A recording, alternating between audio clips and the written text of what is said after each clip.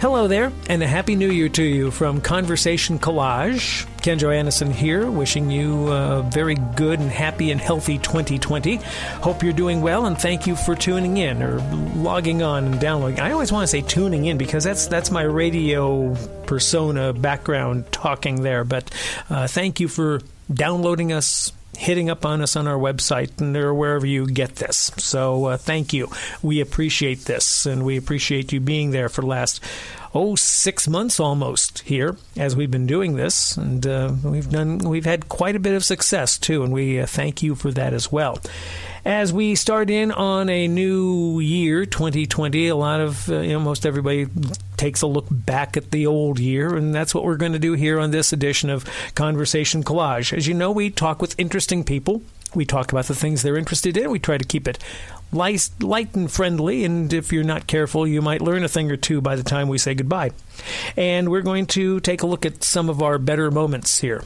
Actually, I think it's all the best of, but if I did that, you'd be listening for about 10 hours, and I don't think anybody wants that. So we selected some of the better interviews, portions of them, and we've put it together in this little package, and I think you'll enjoy it. It kind of runs the gamut here from the royal family to talking about acting, talking about cattle, talking about projects, talking about doctors, and even cars. So it kind of runs the gamut. So let's dive in. We started off back in early July. Our very first interview on Conversation Collage was with Nick Bullen, who is the mastermind behind a new streaming service called True Royal TV. He has dealt with the royal family for a number of years, being a presenter on British television, and now he's behind True Royal TV, and we talked with him about it. True Royalty TV. Tell me about this. What is this all about? So it's a really exciting new streaming service that we have launched in the UK and in the States.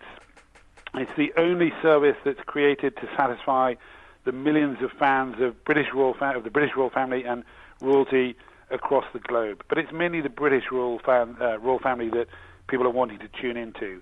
And we've got hundreds of hours of content that takes you from little baby Archie and Meghan and Harry and Kate and William right through Diana and the Queen and back to even the Tudor times and the kings that chopped off the heads of their wives. So lovely. Whatever you want on British royalty, it's here for you to find. Okay, so we got a whole bunch of stuff. I know a number of people who are just fascinated with the royal family, and they follow it very closely. So how did you get involved in this, and what have you learned through being involved in all of this? I've been working with the British royal family on a TV level for the last nearly 30 years, and I started off as a tea boy on a TV show, making tea for them, and over the years started making documentaries with them. We did the Queen's 90th birthday party. We've done access documentaries with Charles and Camilla. We spent time with William and Harry in Africa. So we've built up a sort of a trusted relationship with them and our households. And it became apparent really quickly that the demand for royalty was just getting bigger. It was huge around Diana, but with Meghan's arrival, it was even bigger again.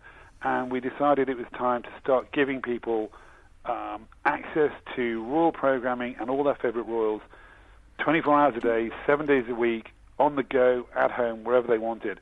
So this service was born, and it's been, thankfully, a huge success so far. Honestly, do the royals, do the Windsors, do they like this attention? Do they enjoy this?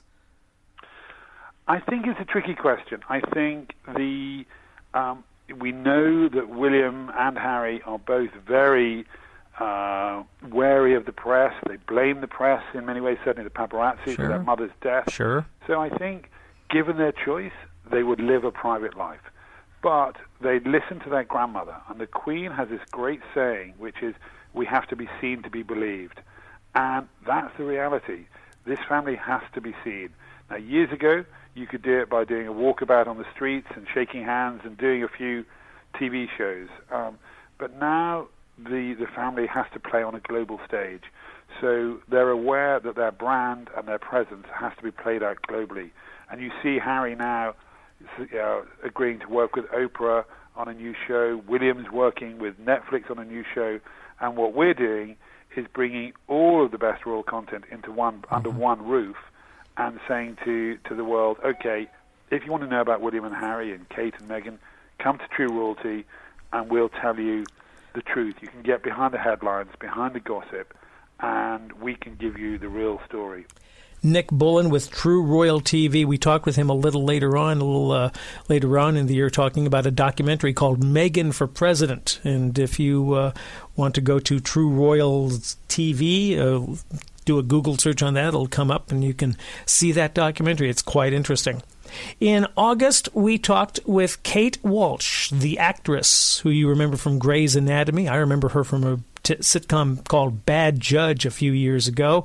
But when we talked with her, she was with her dog Rosie, and she was talking about a condition she had and that she later got over. But after we talked with that, we talked about Kate Walsh a little bit. Do I have a couple minutes to talk about Kate Walsh a little bit? I'd love it, yes. What's going on? I love talking about me. Kate Walsh. Let's talk about Kate Walsh. What's new in Kate Walsh's life after Bad Judge? I mean, you've been constantly busy, and yes. What you got going on now? Well, I just wrapped a film, an independent film that I shot with Donald Logue, called Sometime Other Than Now. So they're in post-production on that, and then we premiered another film called Sell By, which is a ensemble romantic comedy, and at the center is it's LGBTQ themed rom-com, but it's two guys and their long-term relationship and where they're going. Do they stay together? Do they not? And their group of friends. So I play best friends to Scott Evans. It's he and Augustus Prue play the lead couple, and then it's the group of their friends. And Patricia Clarkson's in it, Colin Donnell's in it, Michelle Buteau, Zoe Chow, me, and it's just really, it was a delightful, wonderful, little, sweet, heartwarming, and I think very funny comedy that we shot here in New York and Brooklyn last summer. So that just premiered at Outfest like a week and a half ago. Oh, wow. And then that should be, it's in distribution now, or we're dealing with that or selling it now. But then I've got another film coming out called 3022 in November, which is a space thriller. So I'm excited about that. Okay. It sounds like you're busy, and hopefully you still have enough time to play around with Rosie, you know? I do. Well, I tried it, when I was shooting the film up in Greenport on the North Fork of Long Island, and I had the dogs come out, and the cat, too. So it was a family affair, but I was right on the coast, so it was really great to have them with me, and they could go down. I was staying at this place that was right on the beach on the Long Island Sound, so they could come, and they enjoyed the little chili dips in the Long Island Sound. They're pretty cute. They're like seeing these little dogs. It was like seeing them at a spa. They just sort of go in up to their... Mm-hmm. So I try to bring them with me when I can. Hey, let me ask you a question, because you've done Grey's Anatomy, you've done Private Practice, you've done Bad Judge, you're doing... Which do you like better, drama or comedy? What appeals to you more? I mean, I love both. I really, truly love both, and I couldn't say that I love this one over that one, because I think there's just both in me. I don't know if that's the Irish or like the comedy, but also like there's a darkness there that I feel like. I mean, I shot 13 Reasons Why and Girls Trip at the same time, so that was like a kind of wonderful, weird schizophrenia, but kind of being able to go back and forth between those two roles was really, really fun for me. Yeah. So I love both. Well, good deal. I know I'm coming up on time. I got to let you go. But we'll go to mydogsagame.com. Kate Walsh, you're a cool gal. Can I say that? Yeah, thanks, Ken. Right back at you. And it was fun talking to you. I hope we can do it again sometime. Likewise, me too. Thanks so much for your time. I appreciate you. Take care, Kate. Thanks. Okay, bye, Ken. Kate Walsh there, one of the more charming guests we've had here on Conversation Collage. From the very get-go, we started in talking about electric automobiles, and we got quite a bit of reaction on that, and we tried to capitalize on that. We found an association called the Electric Auto Association that is based in California, and we talked with one of the vice presidents and spokesmen of that group. His name was Mark Geller, who's had electric vehicles for 20 years, and we talked with him about that. Mark, how long have you been driving an electric vehicle? I got my first electric car in 2001. Why? Well, I got it because I wanted to try it. I had an old car. I'd always bought old, kind of funky used foreign cars, and it eventually died. And I thought, what am I going to get? And I didn't know, and I kind of remembered that electric cars had come to exist in California in the late 90s because of an effort made by the government in the state of California, because the air pollution in Los Angeles was so terrible, and it was completely obvious that it had come from gasoline and diesel transportation.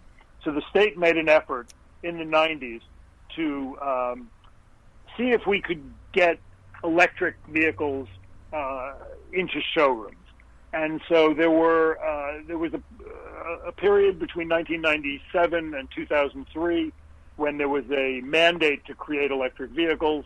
Around 2000, as my gasoline car was kind of dying, I started looking to see if I could get one, and I was able to get the least of those vehicles because by the time I got interested, the state of California was kind of killing the program, which none of the manufacturers were particularly excited about anyway. Uh-huh. And so I got what was an oddball car marketed by Ford. So it was a Ford Think City. Yes. Which was actually manufactured in Norway. Uh-huh. Had about 50 miles range. I really thought I'm going to lease this car and decide in a month that this will not meet my needs. But I was quite surprised to find that how well it drove, how quick it was, and how much I liked not going to a gas station. Come home and plug in the car and leave every day in the morning with a full tank is just a tremendous convenience. One of the myths about an electric car is, they take too long to charge up. Uh-huh. To me, that's really not an inconvenience. It's only a problem because we think about the gas station model. Most people's cars sit around for 20 or so hours a day. If you're driving that car for 4 hours a day for most people, that's a lot. So that means that there's 20 hours it's sitting around, and if it's plugged in, then it's doing all the work. The fact that it's doing it more slowly than filling a gas tank really makes no difference to me. To me, it takes less time to charge my car because all I do is plug it in the wall and walk away.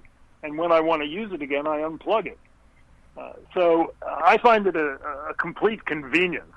I'm not a speed demon, but I like the fact that, if I can pass anybody. Mark Geller there with the Electric Auto Association. Conversation Collage also went into projects, talking about a list that came out back in September, October, about the top 50 projects of the last 50 years or so. And it's quite an interesting list that has a number of things that you might not consider as projects, but they definitely fit. And we talked about the list and about projects with Cindy Anderson, who is the Vice President of Brand Management for the Project Management Institute. Let's talk about the Project Management Institute. What is that? The Project Management Institute is a membership association, and we represent about 3 million people around the world who are involved in project work. Some of them are certified, and others of them just realize that project management skills are really good things to know as they're trying to get work done in this world of constant disruption. Mm-hmm. Now, PMI's come along with its 50 most influential projects of the past 50 years, which is a collection of some major things here. Before we get into the list, define a project. What does PMI consider a project? Well, you will see so many interesting things on this top 50 list, things that wouldn't normally be considered a project. Yeah. Sometimes people think of, buildings or bridges or things like that. But you're going to see things on this list like Paris Fashion Week.